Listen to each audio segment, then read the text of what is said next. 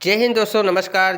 बागीदरा विधायक जय कृष्ण पटेल के ऊपर हमला हुआ वो शांत हुआ ही था और इसके बाद में दोस्तों दरियावद के विधायक महोदय थावरचंद जी डामोर के ऊपर फिर से जानलेवा हमला हुआ है। दोस्तों इस तरह की घटना हो रही है, भारतीय आदिवासी पार्टी के एमएलए पर ही हमला क्यों हो रहा है, आखिर इसके वजह किन का हाथ है और ये कौन लोग करवा रहे हैं। दोस्तों इसमें पुलिस प्रशासन 2-3 आदमी को अरेस्ट करती है और मामला शांत हो जाता है, लेकिन इसकी जड़ तक पहुंचने की ज़रूरत है। इस तरह से भारतीय आदिवासी पार्टी के एमएलए पर हमला हो रहा है, इसका क्या कारण हो सकता है। अन्य दल तो कई सालों से राजनीति करते आ रहे हैं, उनके नेताओं पर तो कोई हमला नहीं होता है, आखिर भारतीय आदिवासी पार्टी के नेता पर ही क्यों हमला हो रहा है। इसकी जड़ से सरकार जल्दी से जल्दी खुलासा करे और इनके गुनहगारों को जल्दी से पकड़ा जाए। दोस्तों ये बहुत ही बड़ी बात है दोस्तों कि भारतीय आदिवासी पार्टी के नेता पर हमला हो रहा है, आखिर ये करवा कौन रहा है। आपकी क्या राय है, कमेंट करके ज़रूर बताइए। और थावरचंद जी मीना ने क्या कहा ये भी सुनिए एक बार। होश में आओ, होश में आओ। प्रशासन तेरी तानाशाही नहीं चलेगी, नहीं चलेगी। प्रशासन तेरी लापरवाही नहीं चलेगी, नहीं चलेगी। बदला सरकार तेरी गुंडागर्दी नहीं चलेगी, नहीं चलेगी। राजस्थान सरकार मुर्दाबाद, मुर्दाबाद, मुर्दाबाद। राजस्थान सरकार मुर्दाबाद, मुर्दाबाद, मुर्दाबाद। बदला सरकार मुर्दाबाद, मुर्दाबाद, मुर्दाबाद। राजस्थान सरकार मुर्दाबाद, मुर्दाबाद, मुर्दाबाद। बदला सरकार मुर्दाबाद, मुर्दाबाद, मुर्दाबाद। बदला सरकार मुर्दाबाद।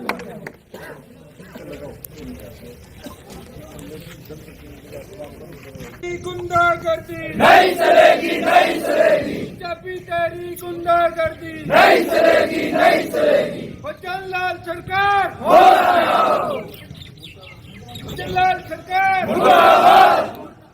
आवाज दो, आवाज दो। जो हमसे टकराएगा मिट्टी में मिल जाएगा, जो हमसे टकराएगा मिट्टी में मिल जाएगा।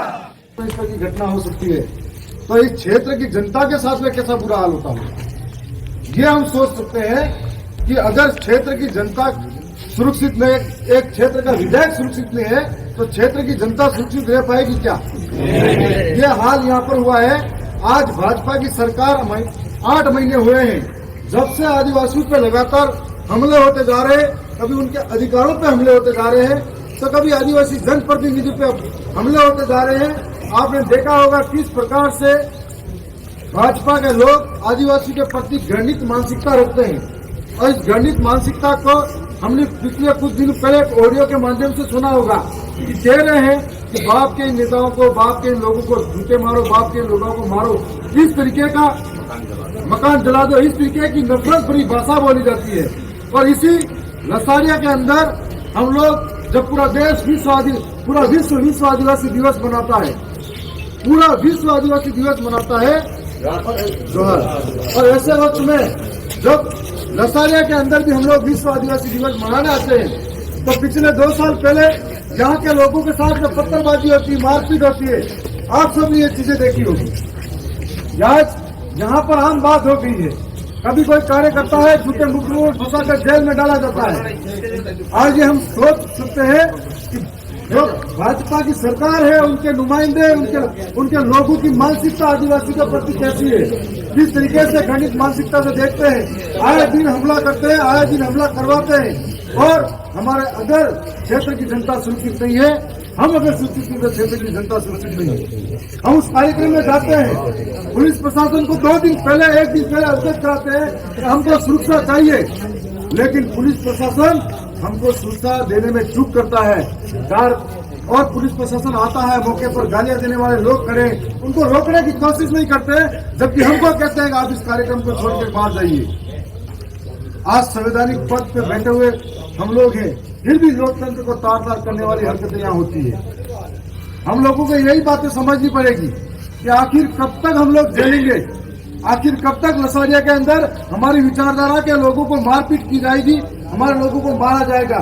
वहाँ हमारे कई साथी के साथ में मारपीट की है, गाड़ी पे लाते घोसे मारे हैं, और हमारे ड्राइवर जो गाड़ी चलाने वाले उनके साथ मारपीट किए। कई कार्यकर्ता हैं जिनको पत्थर फेंके उनके ऊपर, वो दौड़ के अपनी जान बचाई है, इसकी हालत में गए। साथ साथ में उन लोगों ने पूरे प्रयास किए कि हमारे ऊपर भी हमला करने के, और आज एक अनहोनी घटना घट सकती थी। इस तरीके का माहौल बनाया गया था और फिर प्रशासन वहां से हमको निकाल के बाहर लेके जाता है और उसके बाद में पीछे फिर से उद्घाटन करते हैं। इसका मतलब यहाँ का जो प्रशासनिक तंत्र सारा मिला हुआ है, सीपीओ हो या यहाँ का तहसीलदार हो या यहाँ के सारे लोग हो, वो सब सस्पेंड नहीं होते तब तक उनको चूक बैठना नहीं है। यदि आज युवक गिरफ्तार नहीं होते गुंडे और ये सस्पेंड नहीं होते तब तक हम अगर चुप बैठे तो कल किसी के भी ऊपर हमला फिर से होगा। और ये आए दिन हो रहा है, इनको हार पच नहीं रही है, ये लोकतंत्र को स्वीकार नहीं कर रहे हैं, इसलिए इस तरह के हमले हो रहे हैं और आज हम सब देख रहे हैं। यदि मैं आप सबको कहना चाहता हूँ, क्षेत्र की जनता को भी कहना चाह रहा हूँ और समझना चाहिए कि किस तरीके से हमारे साथ हो रहा है और इस घृणित मानसिकता के साथ साथ में दोगलापन और वो चीज तो दिखाता है कि तुम किस तरीके से गुंडागर्दी करके राजनीति करते हो। तुम लोग उन्हें अय्यासी करिए, गुंडागर्दी करिए और क्षेत्र के साथ में अपने दबंगाई तरीके से लोगों के साथ में वोट लेने का काम किया है। आप आइए हमारे साथ में मुद्दों की लड़ाई लड़िए, मुद्दों की लड़ाई लड़ो, जनता के बीच में जाओ, जनता स्वीकार करेगी। लेकिन आज लोकतंत्र में आप लोग हमसे पिछड़ गए और हमको जनता ने मौका दिया, आपको ये बात पच नहीं रही है और हर दिन इस तरीके के संवैधानिक हमले करते हैं। हम लोग सब मिलकर ये आज पूरी उम्मीद के साथ आए कि इस तरह के जितने भी लोग हैं तमाम वो गिरफ्तार होने चाहिए और तत्काल गिरफ्तार नहीं हो तो हमारा धरना भी जारी रहेगा।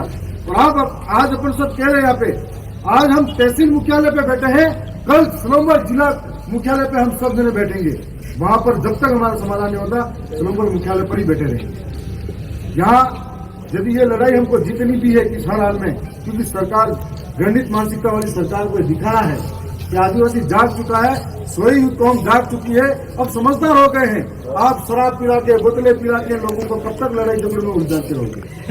इन बातों को मैं आपको बताना चाह रहा था कि किस प्रकार से हम लोग यहाँ पर कार्यक्रम में आए और पूरे घटनाक्रम के साथ में हमारे साथ क्या क्या हुआ और आगे हमारे साथ क्या क्या हो सकता है। तो ऐसे वक्त में हम लोग धैर्य बनाकर हमारी संवैधानिक लड़ाई लड़ेंगे। आपको मेरी ओर से जोहार जितने भी इस लड़ाई में शामिल हुए। बहुत सारे साथी आ रहे हैं और उन आगे कल का जो कार्यक्रम है, कल से हम लोग जिला मुख्यालय सलोमर ही बैठेंगे, ये अपन सब आह्वान कर रहे हैं।